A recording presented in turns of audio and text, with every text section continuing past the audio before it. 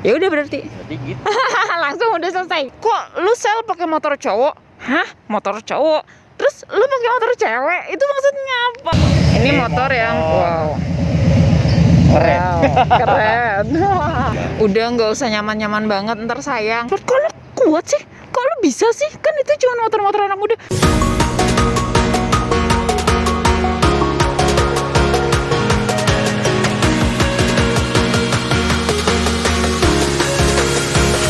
Let's go.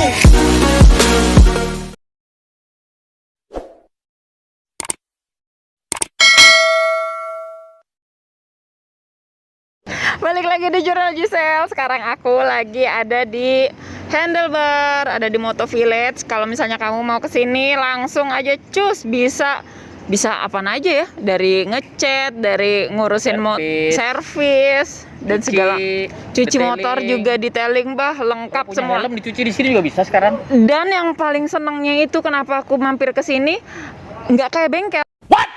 Jadi masuk adem, sofa, pokoknya nanti mesti ngeliat di dalam tuh kayak gimana. Nah, nggak pengen pulang. Jadi nggak pengen pulang, ada TV gede, wah pokoknya lengkap sudah. Nah sekarang aku lagi bareng sama Omset.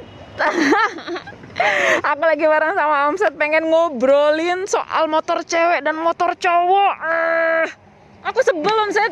Mana ada motor cewek sama cowok? Emang motornya pakai rok atau punya jenis kelamin atau apa sih? Jadi tuh kalau misalnya kok lu sel pakai motor cowok? Hah? Motor cowok?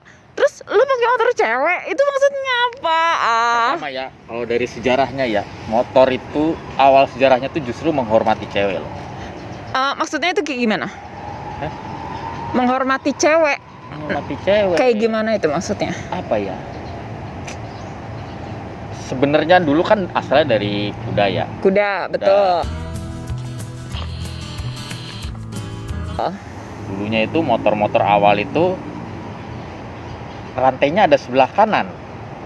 Ya. Motor Inggris terutama ya. Inggris itu kan aristokrat ya.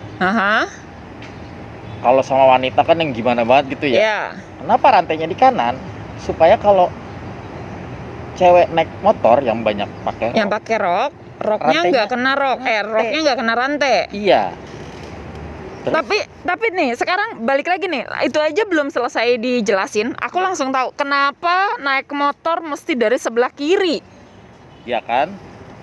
Iya kan? Ayo sambil mikir aku juga.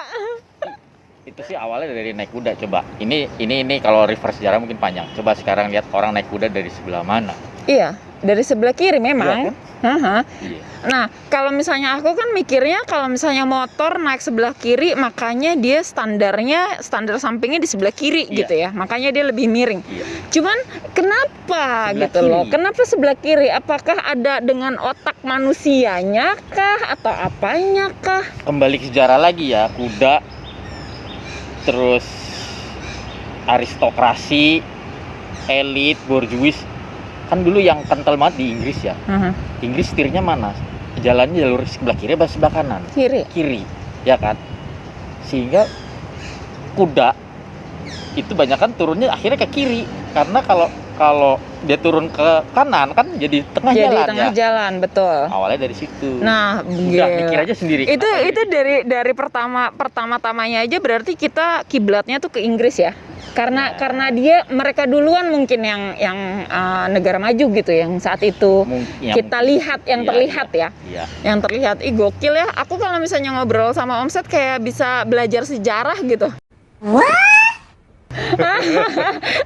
Dari untuk filosofi motoran, ngangkat naik motor dari sebelah kiri, dari naik kuda balik lagi sampai zaman Inggris ya kan. Ngomongin motor gender kan.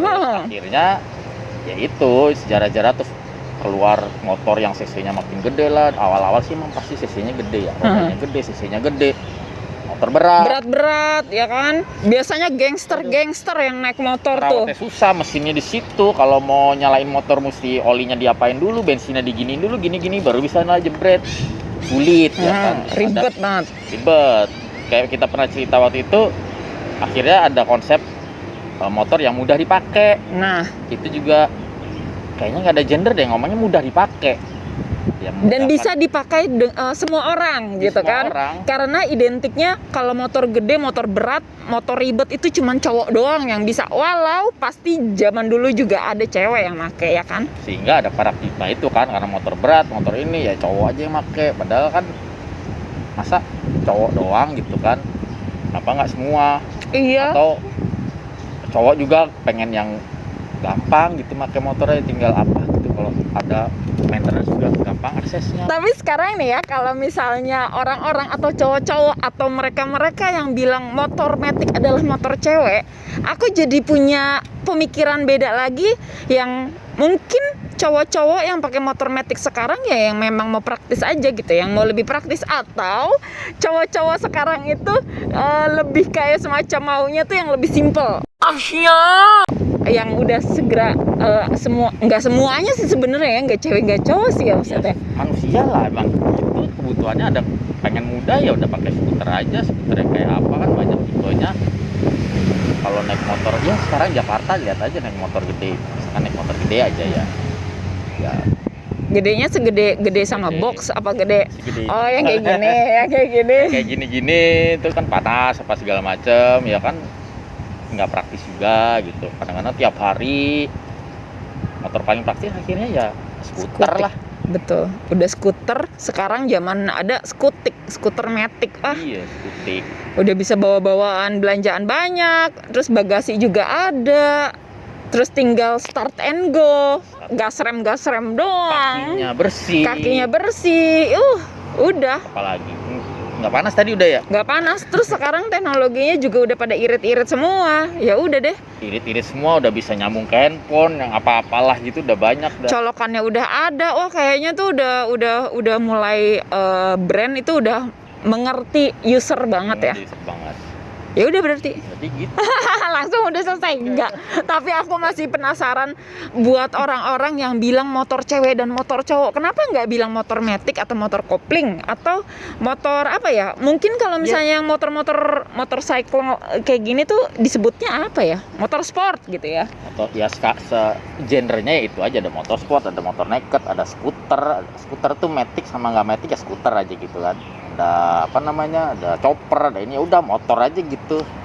Motor metik aja sekarang ada yang sport series kok ya. Ada Eco series lah, dari dulu Italia kan pertama-tama ngeluarin skuter ya, terus termasuk pertama-tama ngeluarin skuter yang sport, kencang-kencang banget, jangan salah. Itu skuter yang sport itu yang seperti apa ya? Ada dulu Aprilia pernah ngeluarin, terus Italjet pernah ngeluarin, Itu itu kan? udah kenceng-kenceng banget tuh. Tuh, ngomong sama Omset tuh ada dulu mah gitu. Dulu mah ada. Wah, langsung kita mulai terkuak itu semua. Jadi sebenarnya ya, pengalaman yang paling ilmu yang paling mahal itu bukan cuma pengalaman tapi orang-orang seperti ini. Kita mesti banyak berteman, ngobrol, sharing ya kan, sampai-sampai aku tahu kalau misalnya zaman dahulu kala Aprilia mengeluarkan skuter Udah. Matic Racing, Matic Ada Sport. itu RS 125 kok nggak salah. Wah, SR 125 itu udah kenceng banget. Kalau gokil. kenceng-kencengan mah erok-erok aja lewat lah. Udah langsung dia sebut loh kalau misalnya cuman yang 150 sekarang 155 lewat. Sombong amat. Tapi memang kalau misalnya dibandingin Matic di ngobrolin soal Matic ya, ya bener-bener apa ya, kayaknya semua tuh udah, manusia kan pengennya dipermudah ya. Iya. Jadinya ya untuk motoran aja Matic udah punya kelasnya sendiri deh kayaknya. Udah nggak ya bener itu, nggak ada gendernya, ngapain pakai gender ya. Kekurangan di Matic apa sih gitu, misalkan ntar nunggu lewat ini motor nih, Ini motor yang wow. Keren. Wow, keren. Aku suka, tapi kayaknya masih kedengeran. Jadi apa ya, biasanya yang bikin motor gak enak tuh di lain mesin. Kadang-kadang orang lihat hanya mesinnya, biasanya cuma suspensi aja, Kaki-kaki, ya. yang paling utama kaki-kaki doang, itu aja. Jadi naik yang kayak bedain ini skuter, ini motor cowok, motor gede apa tuh, cuman di sektor-sektor itu aja. Kalau mau experience kenyamanannya cuma di situ doang, kenyamanan handling apa segala macam cuma di situ aja. Udah nggak usah nyaman-nyaman banget, ntar sayang. Allah. Iya. Kalau misalnya aku ya ngeliat nih motor keren, udah bawaannya tuh nggak ada nyaman-nyamannya.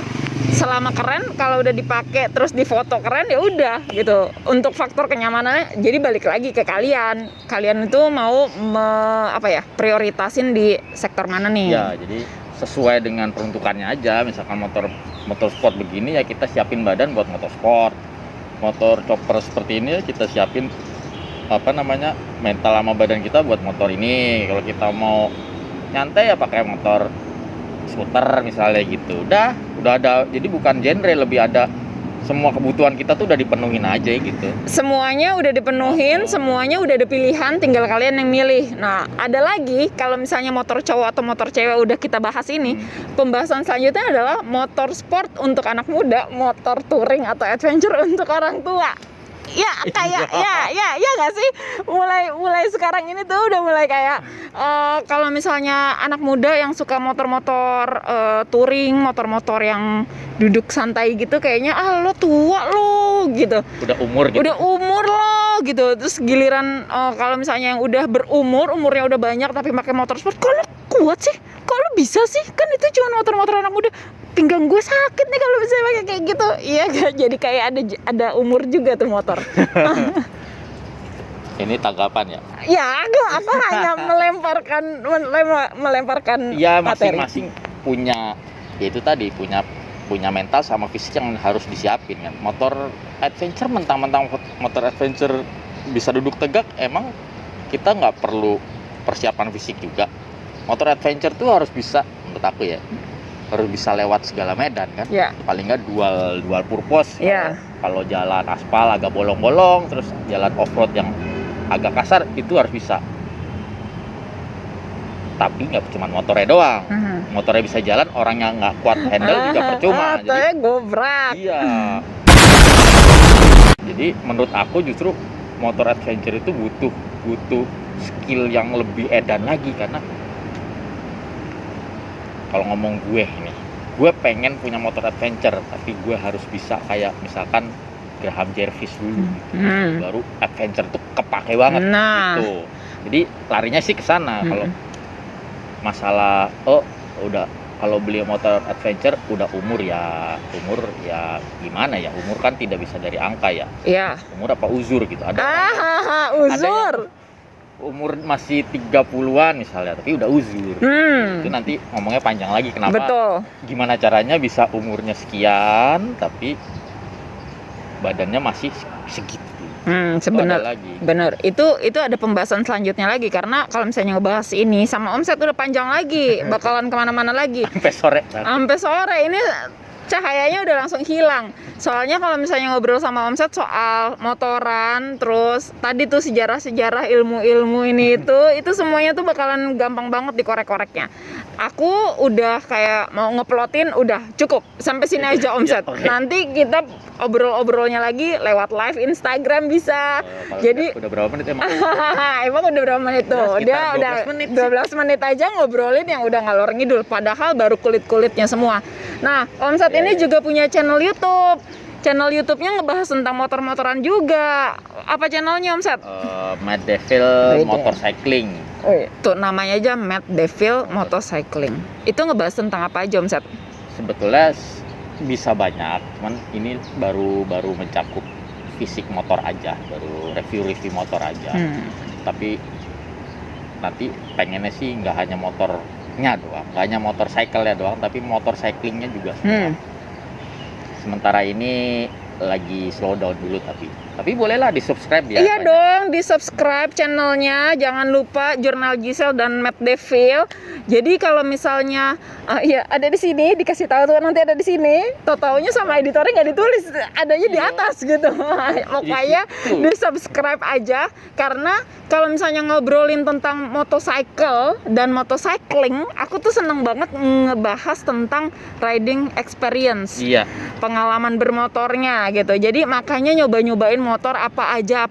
Nah, sedangkan udah dicobain, Omset juga bisa nge-review tuh motornya yang aneh-aneh, yang unik-unik. cerita apa di balik itu? Cerita apa di balik itu? Sejarahnya balik lagi. Nah, ini aku bukan ngomongin apa-apa ya Omset. Ini Apa-apa. Omset ilmunya banyak gitu maksudnya, bukan yang lain-lain. Jadi jangan lupa subscribe channel Jurnal Giselle dan Matt Devil. Dan hari ini cukup sampai sini. Terima kasih Omset. Kamu kalau misalnya mau datang ke Handlebar untuk cuci motor aja, atau misalnya mau modifikasi, ngecat semua, pokoknya bisa di sini. Langsung mampir ke Kemang Village di Moto Village. Di belakangnya udah ada Handlebar. Sampai jumpa di video-video berikutnya. Bye bye.